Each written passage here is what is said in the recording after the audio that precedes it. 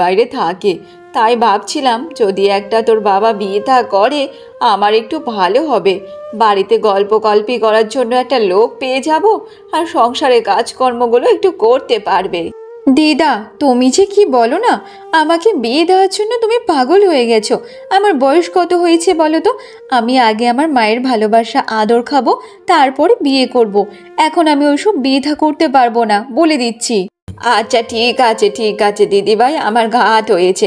আমি তোকে বিয়ের কথা বলবো না মা, এবার একটু শান্ত হয়ে যা তো দেখি। তোর বাবা আসলে আজকে তোর বাবার সাথে কথা বলবো। আর তখন সেখানে খুশির বাবা মদন চলে আসে।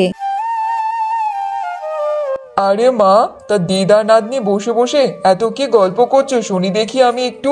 ওকা, তোর বিয়ের কথা এখানে আলোচনা হচ্ছে রে বাবা। তোর মেয়ের যে একটা মা চাই, মায়ের আদর খাওয়ার জন্য। তা বলছিলাম যে খোকা, তুই একটা বিয়ে থা করে নে বাবা। আমারও তাহলে একটু রেহাই পাবে সংসারের কাজকর্ম থেকে, আমারও তো বয়স হয়েছে। এ কি বলছো মা? এইসব আমি করতে পারবো না।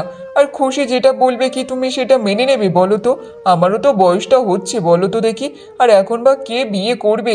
আর হ্যাঁ, তুমি খুশির কথা শুনে শুনে তুমি ওর তালে তাল দিও না তো মা।